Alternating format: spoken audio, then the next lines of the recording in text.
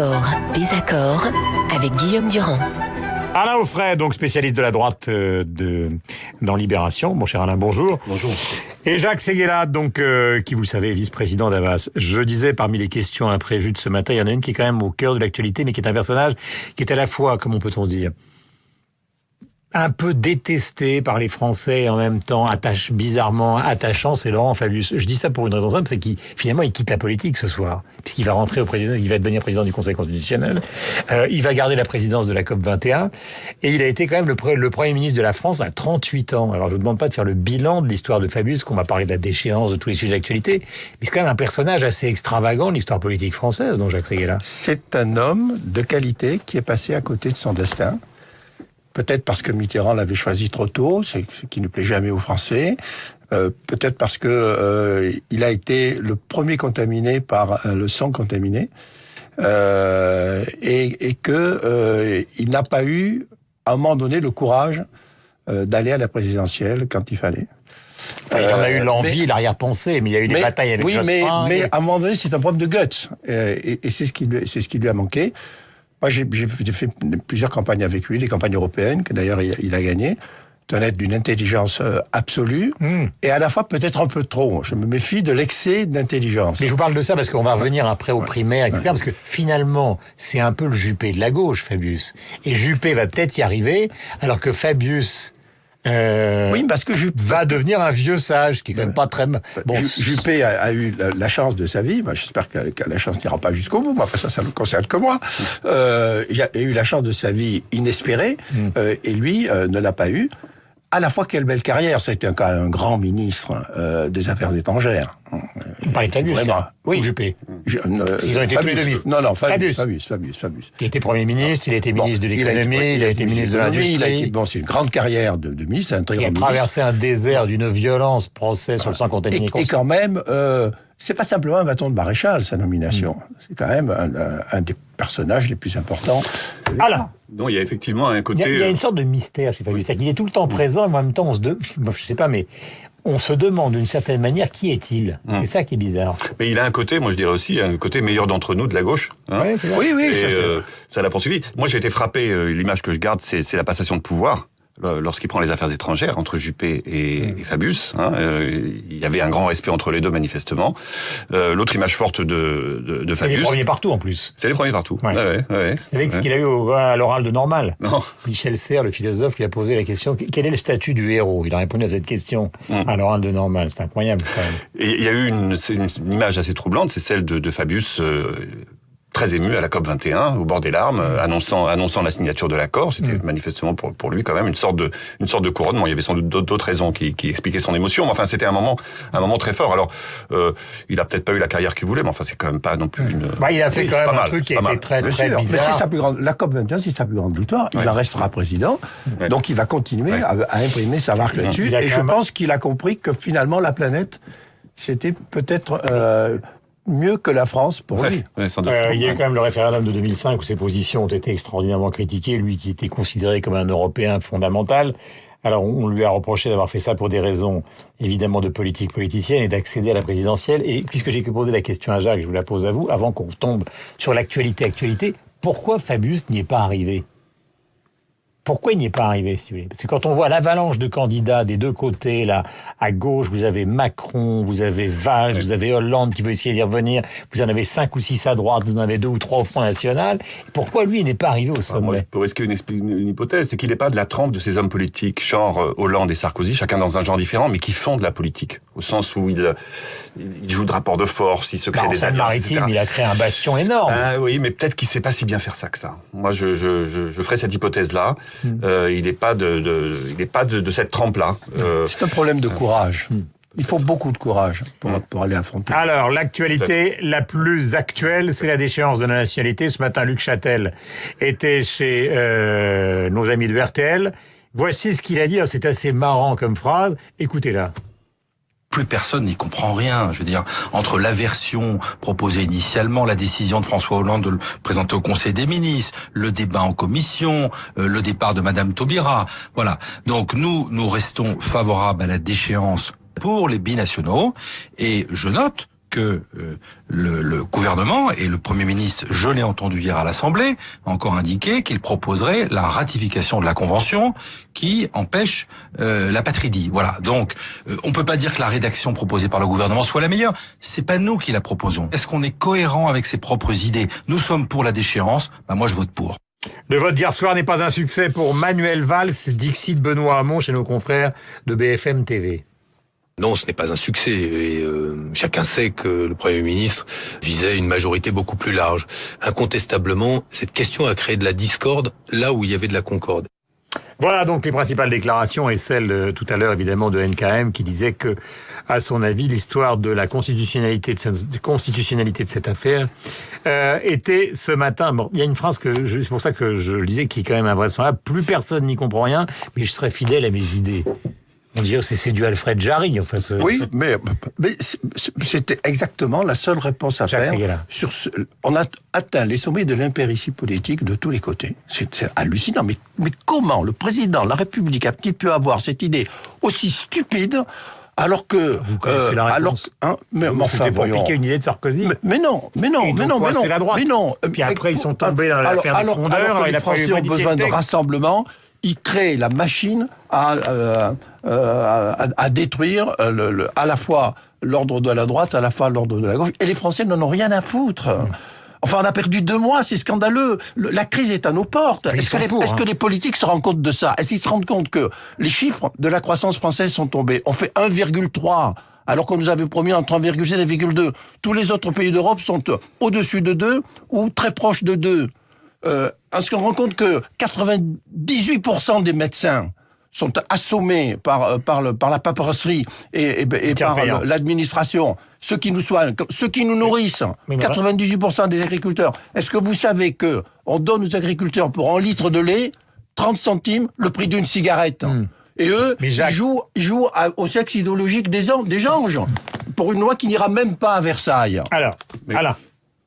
Je suis assez d'accord, et je serais prêt à partager cette... Je suis violent, pardon. Non, mais c'est la passion. C'est tout à fait légitime.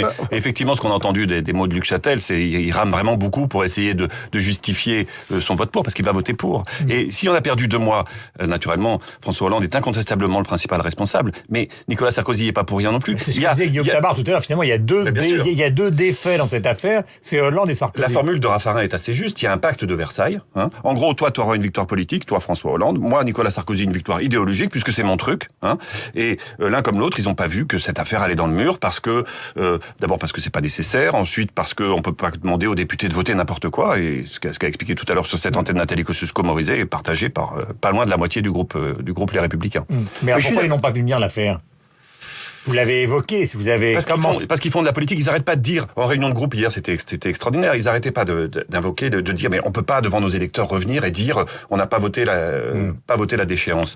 Et François Fillon s'est remarqué à juste titre, mais les électeurs, si on leur demande de supprimer l'Assemblée nationale lorsqu'on a des comportements tellement agaçants, ils diront oui aussi. Donc ça peut pas être l'alpha et l'oméga de notre attitude politique. Et ça a été quelque part quand même celle de Sarkozy, qui pensait qu'il y avait là une victoire idéologique à gagner.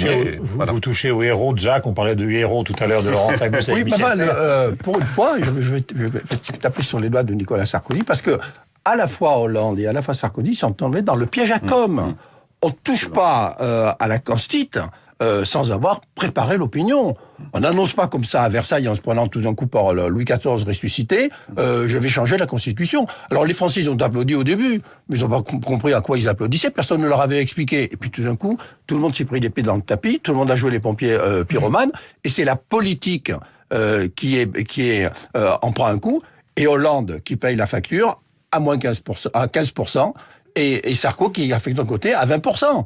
Eh ben, c'est bien fait pour eux. Il n'y avait pas à toucher à ça. C'est pas le moment pour la France de se diviser là-dessus. C'est le moment de se relever le manche et d'essayer de faire que la croissance reparte, que le chômage s'arrête. Il n'y a que ça qui compte pour les Français. À partir de cette affaire, vous considérez, Jacques, d'un point de vue de soutien, et vous, Alain, d'un point de vue d'homme qui suit cette actualité, que finalement, c'est peut-être l'affaire qui va repousser François Hollande et Nicolas Sarkozy dans des abîmes de sondage tels qu'ils ne seront pas en état de se présenter. Alors que l'un et l'autre, c'est leur arrière-pensée absolue. C'est la phrase que je disais à Nathalie que je mémorisais. Il y a toujours un moment, disait le général de Gaulle, il faut se mettre en accord avec ses arrière-pensées. Ils ne pensent qu'à ça, mais est-ce qu'ils sont certains d'y arriver maintenant? Il faut vraiment se méfier des Français qui sont quand même incroyables. C'est pour ça qu'on les aime. Ils veulent du neuf. Dans tous les sondages, ils disent on veut du neuf. Ils s'entichent du plus vieux des candidats. Bah, comme aux États-Unis avec Bernie Sanders. Exactement. C'est la même chose aux États-Unis. C'est exactement pareil. C'est peut-être du neuf, les vieux. Ça veut dire que je pense que les sondages sont très volatiles. Alors c'est sûr, pour l'instant, ils sont vraiment plombés l'un et l'autre, et que si ça continue encore pendant 3 ou 4 mois, ce sera la fin pour l'un et pour l'autre.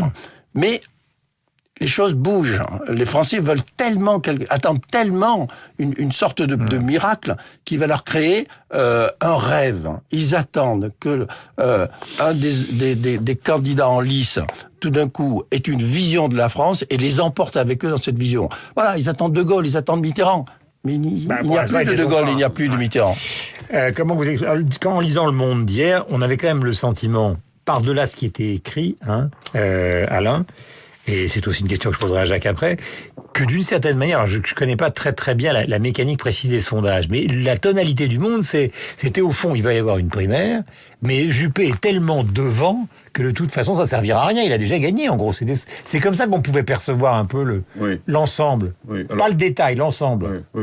Oui, on peut dire ça, mais enfin, là, il y a de tels précédents, des retournements de situation tels qu'on va être prudent. Ce qu'il y a dans ce sondage, en tout cas, de catastrophique pour Nicolas Sarkozy, c'est pas tant qu'il soit derrière Alain Juppé, c'est qu'au premier tour, il se fait battre par Marine Le Pen, alors que Juppé est loin devant. Ça enlève toutes les raisons de son retour, puisqu'il est fondé là-dessus, son retour. Il est fondé, je suis le seul. Le Front National qui est pas dans un très bon état actuellement. Bien sûr. Enfin, je suis le seul qui peut faire reculer le front. Et sondage après sondage, on démontre le contraire, et de manière extrêmement spectaculaire avec celui d'hier. On n'avait jamais vu ça à ce point-là. Donc, depuis son retour, depuis juillet 2014, les amis de Nicolas Sarkozy n'arrêtent pas de nous dire vous allez voir ce que vous allez voir. Jacques, vous apportez la contradiction. Mais Alain, vous qui suivez justement tout, jour après jour, l'évolution de la droite, c'est dû à quoi? Quel est le fondement? Tout à l'heure, on parlait avec Jacques, justement, du fondement de l'échec de Laurent Fabius au stade suprême de l'élection politique en France. Il a donné son point de vue. Et qu'est-ce qui cloche dans le retour de Nicolas Sarkozy? Alors, c'est lui. Je vous donne une explication assez personnelle. Tous les jours, alors. Ouais. Je pense qu'il y a un manque de sincérité. Enfin, il y a un bobard, un mensonge à la base. C'est de dire, je reviens. Il n'arrête pas de dire ça. Je reviens pour mettre de l'ordre dans ma famille politique, etc. Il y a une primaire, mais moi je m'en mêle pas. Je m'en mêlerai le moment venu, etc. Or, tout le monde sait qu'il est candidat à la primaire. Et il y a une espèce d'ambiguïté qui, chaque semaine passant, devient de plus en plus difficile à gérer. La clarté pour Nicolas Sarkozy, ce serait de dire je suis comme Alain Juppé, puisque c'est notre nouvelle règle commune, je suis comme Alain Juppé, comme François Fillon, comme Bruno Le Maire, candidat à cette primaire, et je me mets sur la ligne de départ. Je fais pas semblant d'être le grand rassembleur, le pacificateur de la famille politique, parce que c'est pas vrai. Ce qui pacifie la famille politique, c'est justement la primaire, c'est pas Nicolas Sarkozy. Ça, c'est l'explication donc d'Alain, vous qui êtes proche, Jacques, de Nicolas Sarkozy. Alors je vais être l'avocat de la défense. Non, c'est pas ça que je veux dire. Mais est-ce que fondamentalement, cette prudence que Alain dénonce comme un bobard n'est pas, d'une certaine manière, dans son cas, une certaine forme de sincérité? C'est-à-dire que s'il voit que c'est mal barré, il n'ira pas. Moi, je crois qu'il est beaucoup plus authentique que ce que tout le monde croit. Bon, je ne dis pas simplement ça par attachement pour lui, mais je le vois quand même agir, etc. Très proche de lui depuis 8 ans. Il est fondamentalement authentique là-dedans. S'il peut aider la France à s'en sortir, et si les Français le suivent, il ira. S'il est incapable à faire comprendre aux Français qu'il a la solution, il n'ira pas. Et il aura raison de ne pas y aller. Mais oui, donc il faut se méfier des sondages. C'est important. Oui. Donc la décision définitive n'est pas prise. Pour moi, elle n'est pas prise. Non, mais je suis pas son porte-parole. Mais surtout, ce qu'il faut bien voir, il faut pas se fier au sondage, il faut se fier aux études en profondeur sur les items qui font un président. Il y a 10 items qui font un président. Ça m'arrive au terme, donc il faut faire court. Bon, eh bien, quand on voit que pour Nicolas Sarkozy, il y a le courage, il y a l'autorité, il y a le dynamisme, il y a l'engagement. En face de lui, pour Juppé, il y a la sérénité, il y a la proximité, il y a l'expérience. Alors, est-ce que les Français veulent un Chirac bis, ou est-ce qu'ils veulent, au contraire, un Sarkozy enrichi? Ça va se jouer là-dessus. Bon. Parce que 3,5 millions de Français vont voter pour 35 millions de Français. Il n'y aura pas de présidentielle. Elle a été gommée. C'est encore une imbécilité de notre République actuelle. Elle a été gommée. Tous les Français vont être losés. Alain Offray et Jacques Séguéla sur l'antenne de Radio Classique. Nous avons rendez-vous avec Ève Ruggieri qui est tout en noir ce matin. Oh là là, qu'elle est avec belle. une petite jupe en cuir extrêmement saillante. Merci à tous les deux. Bonne journée à vous deux.